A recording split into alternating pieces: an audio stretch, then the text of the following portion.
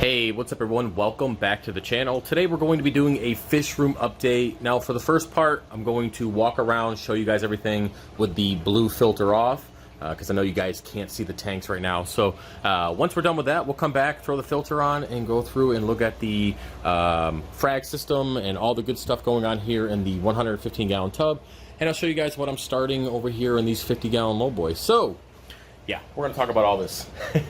As I said, it's a fish room update. But anyways, so as for the 300, everything is doing pretty well. I have some rock down here, some bulk reef supply, reef saver rock in the sump here. It is actually currently curing. It's only been in there for about a week.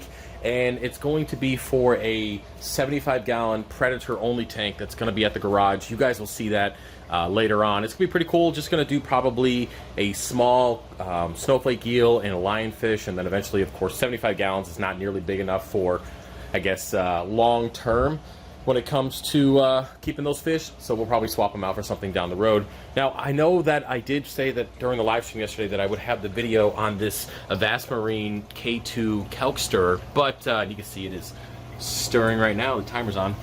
But I'm still dialing it in, and I don't want to make the video or finish the video until I at least dial it in for my tank. I will tell you right now, it's currently dosing 5,000 milliliters a day, and it has done some, but not very much to the tank. My alkalinity is barely moving, so I'm going to be dialing this thing in. Now, I started really low, like to the point where it was, you know, down to 100 milliliters, something like that. You can see that it's actually dosing right now. And I have that 5,000 spread out through the 24 hours. You can see that it's going down. I'm not sure what it's doing per session yet. I haven't checked because I just made the adjustment. But either way, it is working, and it's gorgeous. I love it. I mean, I know it's on top of my chiller, but I just, it's such a pretty reactor. So, yeah, shout out to Avasmarine for hooking me up with that. And again, I'll talk all about that reactor in that video. It just depends. It probably will take me a few days. If not, you know, I'll try to get the video out earlier. But should definitely be out by next Sunday, okay? And as I mentioned in the live stream, guys, I will be posting a video every single Sunday from this point forward, and then we have the live stream on Fridays, and I might throw in an extra video earlier in the week, or podcast or something, if I can do it. But definitely every Sunday, stay tuned, there will be a video at some point during that day. Anyway, the 300's doing good. The glass isn't cleaned, of course. You guys know that I had a pretty big colony removed from Big Bertha. Cut that up during the live stream. Calcium reactor, gonna go through and top that off here shortly, but I gotta order some more media because I have like a half of a container left, which should top that off, but I gotta order some more. Calcium reactor is maxed out, running full bore, and we're still at like 7.5 elk. Hence the kelk stir, but I can't wait to get that dialed in. Oh wait, I gotta change my filter socks. Isn't that in every video? And they're overflowing. Yeah, every video I gotta change those damn things. But either way, I'm also gonna do the carbon today too, because I haven't done that in about a month and a half. So yeah, 300's doing good. Happy with it. Growth in the 300 is okay, but you know, Big Bertha, we'll look at this later with the filter, but Big Bertha's just doing a lot of damage, and we're playing along with that. So moving on, we're gonna bypass the tub right now just because you can't see anything. But trust me, it's nice. We got the frag cutting bench here. My magnifying glass. If you've been here for a while, if you guys remember when Big Bertha was a little baby, she glued her mouth shut, and I used this magnifying glass to make that video. It got millions and millions of views on Instagram. No money my way, but that's all right? But yeah, so this is the original frag bench. I cut off about 2 feet of it, and yeah, so it's cool. Nice little area. Got my supplements. You guys know that I dose every week. I do the Aquavitral seed, Acropower, potassium, Chato Grow, and Eco Balance on top of Aquavitral fuel. You know, when I can speak English. Yeah, pretty cool little setup there. Now moving over to the 3D printers, you guys know that I have my filament on the roll, and I mentioned this before. No issues with the filament going bad. You guys have asked me, I don't know, maybe 50 to 100 times if the filament goes bad because it's exposed to the air down here. Well, the humidity is pretty low. It's about 35 to 40%, which is pretty low given that there's 500 gallons in here and printers going crazy. But the filament doesn't last long enough to go bad, and I've never ever had an issue with it cracking or anything like that. So to the right and the left is just a lot of stuff that I sew, you know, pretty often, and I make in bulk. So like pump guards and all sorts of stuff. and you know, decoys and dicks. Apparently, dicks. Now the thing is that I print these. You can see the extra filament there. I don't print these on the upgraded printers. I print them on the stock Ender 3s because it's an easy print, and because the software I have that I slice with, the retraction rate is made for a direct drive, and I don't have direct drives on them quite yet, so I get a little bit extra, but it's easy to clean off. Anyway, yeah, so over here, printers. We'll talk about printers.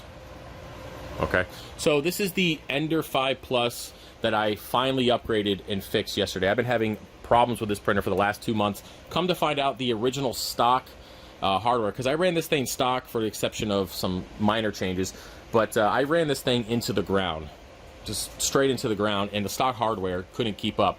Long story short, the heater core malfunctioned and fried the PCB board. I went through and replaced. Woo! Gonna have to fix that, and we'll see if that keeps up. Anyways, I think the battery is dying in my gimbal, so I'm gonna have to charge that and probably finish the video. We'll see how long it goes, but if it cuts out again, I will. Anyway, I went ahead and replaced everything, PCB board, upgraded it just like my other upgraded printers. It cost me probably an extra $400, but either way, it is perfect now. The new bed will be in on Monday. That is just a temporary, doing some test prints. And I went ahead and also ordered a second Ender 5 Plus and all of the same upgrades again. And I will be building that by Wednesday of next week. So I'll have 2 larger printers, and I can make up for all the prints and orders that I've kind of been behind on for the last 2 months.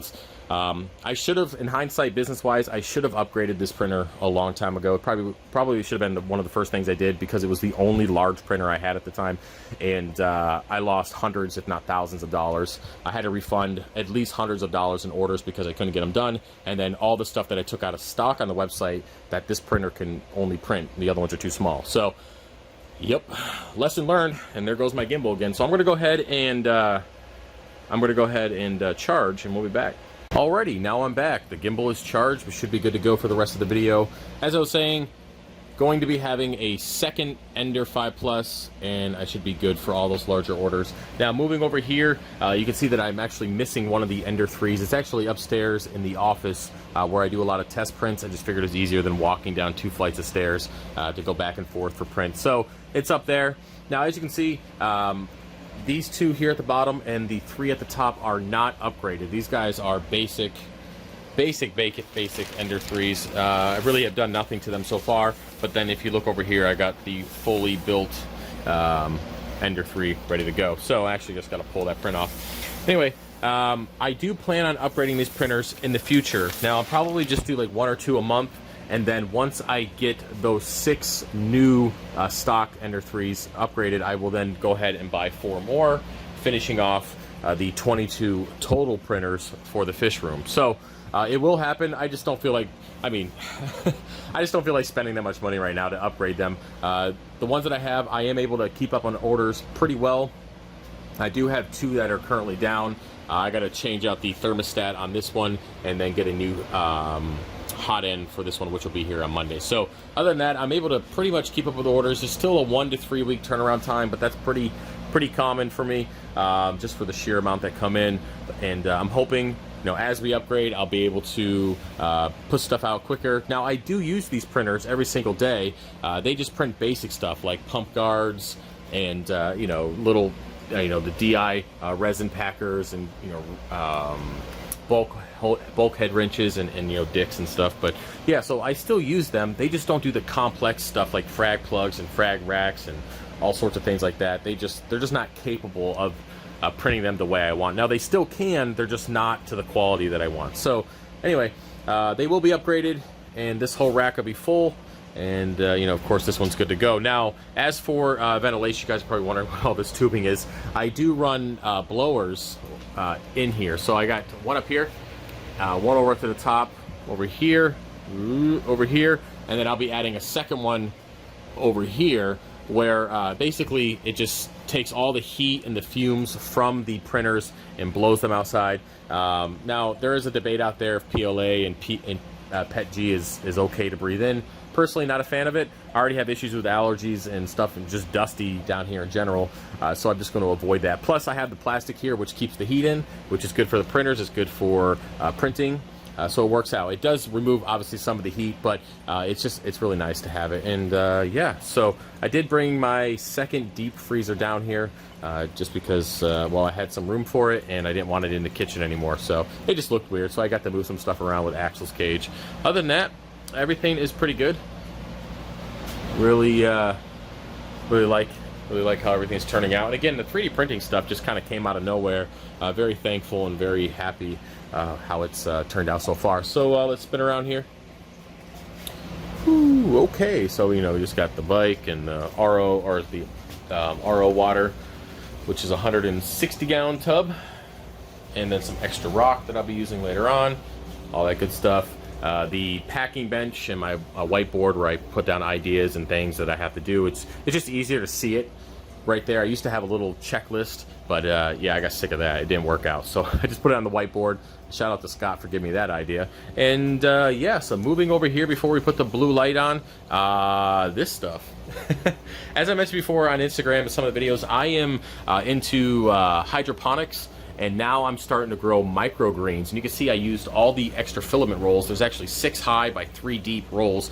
And I used it as a little stand to get the vegetables closer to the lighting. Now, we'll talk about the lighting and all that stuff here in a second. But yeah, so hydroponics inside.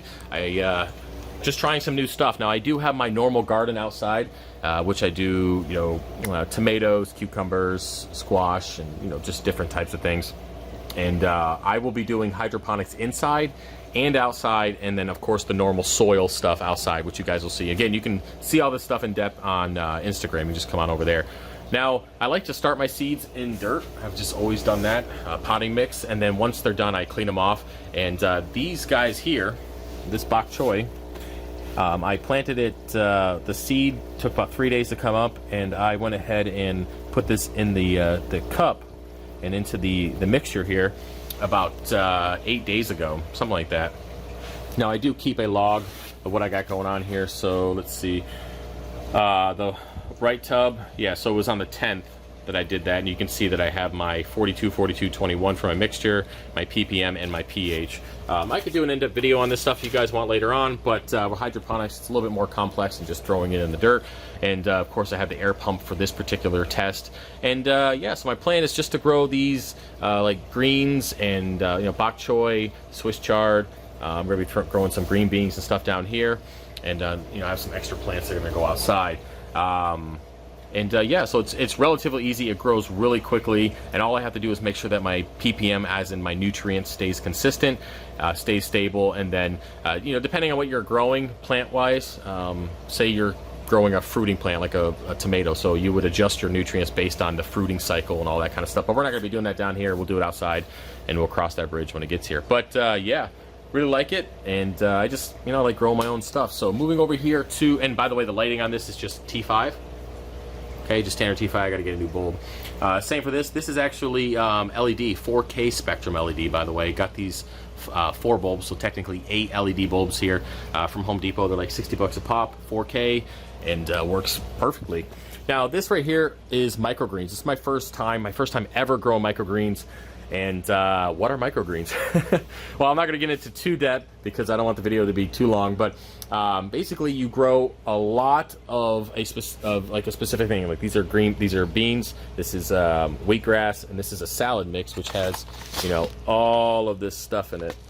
So it has all of that stuff, and you basically grow it on the surface of the soil. And then when it gets about yay high-ish, you cut it. And then you can put that in your food. It has a lot of nutrients and antioxidants and all that stuff in there. With the wheatgrass, you can cut it a few times. And again, this is my very first plant of this stuff. The salad mix takes about 2 days in the dark for the seeds to finally start germinating. And then this is only like 3 days, 4 days old. So, I mean, it just grows so well. And yeah, so I got 2 salad mixes, the wheatgrass and the beans. Now, in hindsight, I probably would have densely packed this a little bit more. But, you know, again, it is my first time trying. But so my goal with this is just to kind of add some variety to my diet, add some you know, nutrients, and you know, I love growing my own stuff, and I had the space here. This was just with quarantine tanks that I sold, most of them anyways, and I just had some tubs and some random boxes there. So I was like, let's take advantage of this open space. And it's hooked up to the Apex. The timer's on 16 hours a day. The lights are good with all, you know, the lights are on 16 hours a day, and the plants are good with that. And yeah, so we'll see how this does. I'll give you guys an update on Instagram and maybe another video in depth later if you guys want to see that. And yeah, just really like this stuff. I mean, I'm a big hunter. You guys know that I love bow hunting and, you know, getting my own food and just, I wouldn't say living off the land, but I do enjoy that aspect of it. It's a good skill to have because you never know. You never know where the world's going to go. So, yeah. Anyway, let's go ahead and put on the blue filter, and we will look at the tanks real quick, and then we'll get out of here. All right, guys, welcome back. The filter is on. Looks a little bit better here.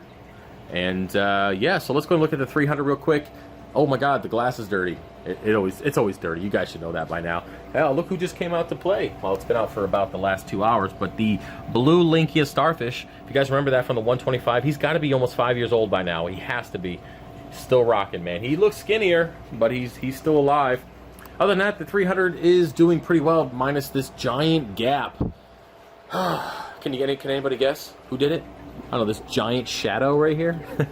Big Bertha at her finest. Yes, guys, I will clean the glass. I can hear you already bitching about it. I will clean the glass in the next update. I didn't feel like taking 2 hours out of my day to do it, and then having to wait for it to clear up. So this is what you get. Anyway, I will be adding some corals in the back there on this rock structure to help fill in the gaps. But I mean, really, I mean, the colony was massive, so it's a huge gap to fill.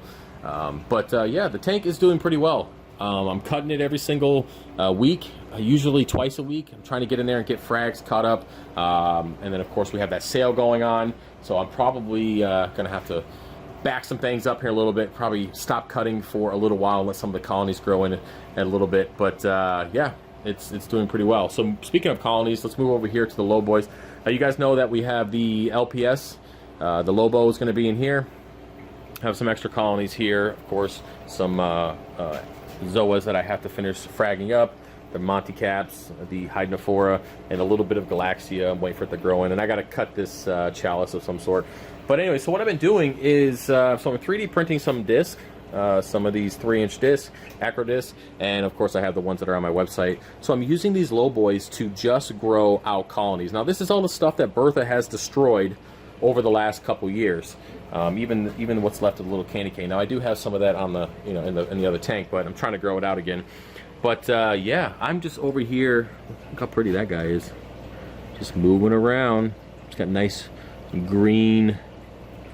It's kind of hard to see, but anyway, I lost track. I got distracted by polyp extension. It happens.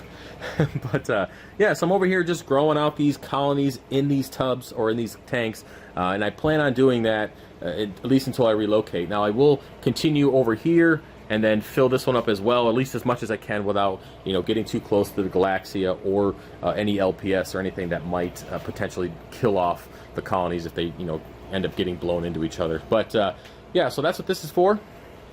It's a good use of space because that way I can keep all my frags over in the tub, which we'll go over and look at now.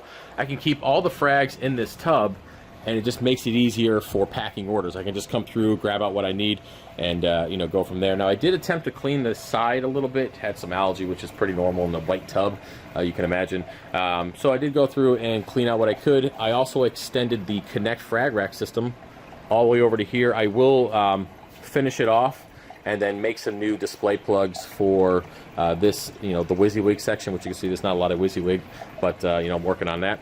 I know it's kind of dark, huh? Jeez, I'm trying to make it so it's not so dark. But either way, I will bring that frag rack system over, and then it'll be just utilized. You can just fill it all up with frags. But you can see that's what's left of the colony that we couldn't finish fragging. The Big Bertha broke off, that one in that empty spot, and you can see there's just a lot of room for frags. Yeah, it's great. I love having everything here. It's a good height to work in. I got lots of fish in here, having a good time, and it stays relatively clean, and it's just super nice to have. And I am burning through coral with these packs. And then that reminds me, I'm gonna have to. I'm gonna have it go for like another day or so, and then I'm gonna pull that pack off the website because I mean you can see I'm getting pretty low. But yeah, I just this tub, man. I haven't decided what I'm going to do in the new build yet. but it might be with some of these tubs because they're just, if you get a good height and you get the frag rack system in there, I mean, this Connect frag rack is perfect, and you can see it molds around all the edges and stuff, and it's just, it's perfect. So I'm really happy with this, and you know, once I get the low boys growing out with colonies, it'll be pretty simple. I will cut from colonies, heal in the tub, and then just pack and put up on WYSIWYG and pack and send out what I've already have healed. So it's just a nice system, and then the 300 will just keep growing colonies and, you know, be the main display for now at least. So yeah, that's about it. This update is pretty long. I think we're almost at 20 minutes, so I'm going to cut it short. But either way, guys, hopefully you enjoyed the video. If you have any questions, feel free to let me know. And a quick shout out to the people who recommended to start labeling the bags with like sticky, you know, sticky whatever. I already went ahead and got the labels going. I'm just waiting for Amazon to ship in the actual labels. I already wrote them out and everything on I think it's Avery. It might be that. I forgot the website. But I'm going to start putting labels on the coral bags, and I appreciate you guys you know, giving me the idea, you know, regarding just putting a sticky on there with a name. And I also put on there, if it's DOA, take a picture, so you guys are, you know, reminded of that for whatever dies during transit. But yep, that's it. Hopefully you guys enjoyed the video. If you have any questions, let me know. I will hopefully see you in a couple days with like a podcast or something. If not, I will see you Friday for the weekly live stream Q&A, which is 8 p.m. Eastern Standard Time. And then next Sunday with the kalk reactor video. So, yep, that's it. If you want to support the channel, head over to FishOfHex.com, and I'll see you guys later. All right? Peace.